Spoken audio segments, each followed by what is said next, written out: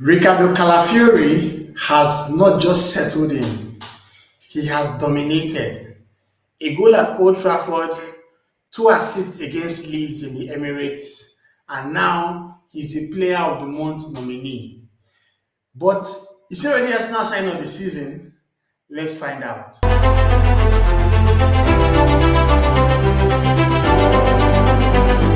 Riccardo Calafiori has made the headlines after he was nominated for the Premier League Player of the Month for August 2025. Today we're going to break down why the Italian has had such an incredible start to his time at Arsenal, which has made everyone associated with the club very happy. Opening day at Old Trafford, Arsenal had a very tight fixture schedule. From the onset, we are going to play Manchester United away, Leeds at home, Liverpool away, Nottingham Forest at home, Man City at home, Newcastle away. That was one of the toughest fixture runs for the new campaign. But obviously, we had to, Premier League has set it up from the onset, so we had to go with it. So after the preseason games we played, it was evident that we were going to play against Manchester United. And Arsenal, in all honesty, didn't play as well as we would have hoped. However, Arsenal won the game at Old Trafford. And how did they do that? Declan Rice crossed the corner kick. Alten Binyonder had the whole Fabianski flappy handsy things going on. And Riccardo Calafiori was on hand to nod the ball into the goal. Despite the fact that Arsenal struggled in that game against Manchester United, we had a defender who scored what was enough for us to secure all 3 points. It was a towering header in the 13th minute, and that secured our first win of the campaign. That moment basically set the tone for what Calafiori did in the course of the month. I'm very happy about it because everyone expected Miles Skelly to be, in quotes, the first starting left back for the team, but Arteta had different plans. He promised us that this is going to be a season where Arsenal are going to be unpredictable. And seeing what Calafiori did at the start of the season, it's very evident that Arteta is keeping to that promise. The game against Manchester United was very stressful. Mbeumo and Cunha were very effective. They attacked Arsenal so hard, had some challenges. Even had that point when Saliba almost cost a penalty. Obviously, the VAR intervened and it was not a penalty.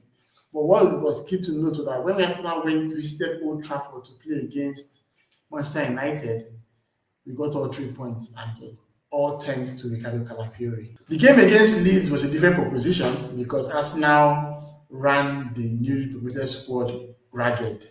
5 goals, 2 from Gyökeres, 2 from Timber, 1 from Bukayo Saka.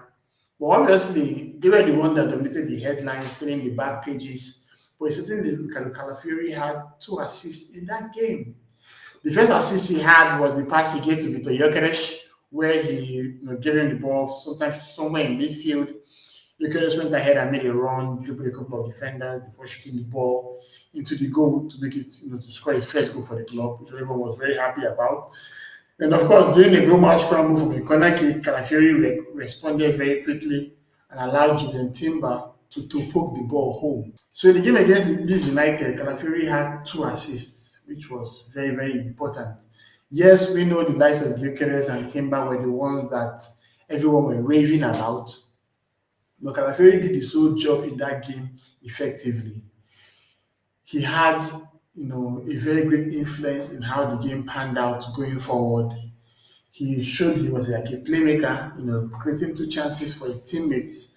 And obviously, that was noticed by the FA because obviously for you to be nominated for the Player of the Month, it's based on the performances that you had put. And Calafiori had a very good performance against Leeds United in the game that's now won 5-0 and of course had 3 points. Then there was the visit to Anfield. Yes, the game was settled when Dominic Szoboszlai had that amazing 30-yard free kick that he smashed in. But there was a certain Mo Salah who did nothing in that game. Zilch. Like he was nullified. And it was thanks to who? Riccardo Calafiori.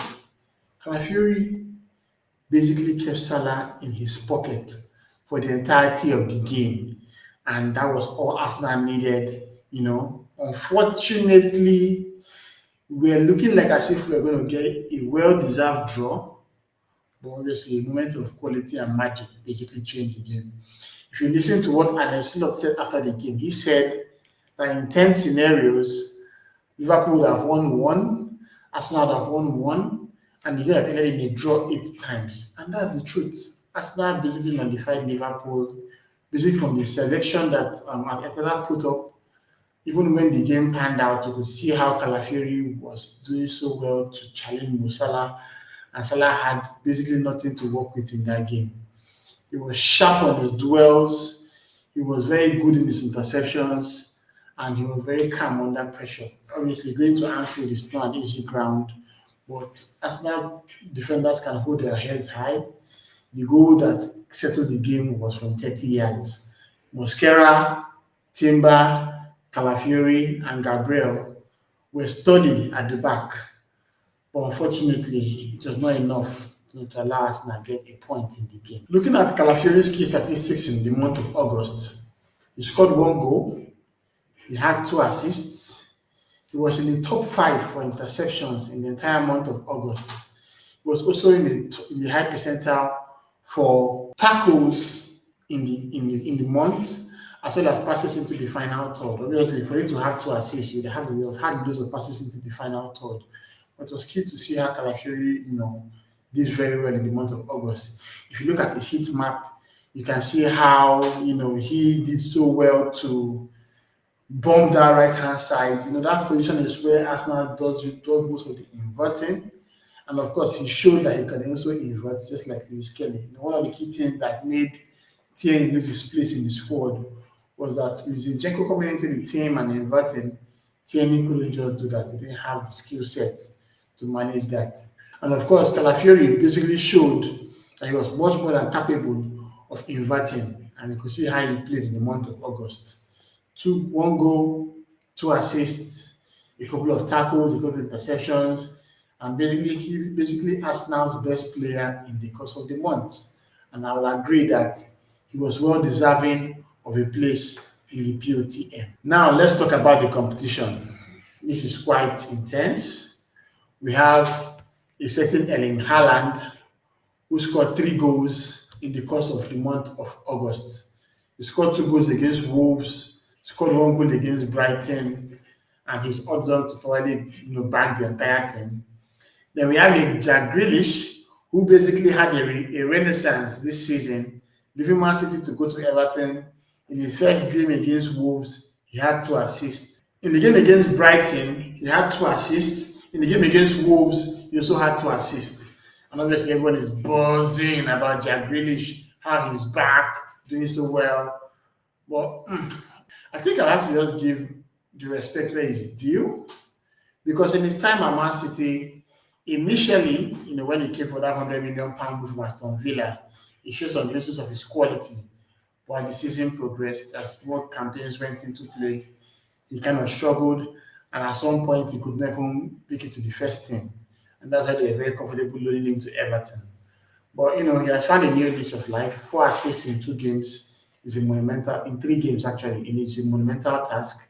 And I agree that he's well deserving of a place in the Player of the Month. And for Szoboszlai, I'm guessing maybe it was that his free kick against Arsenal that kind of swayed the minds of the FA folks.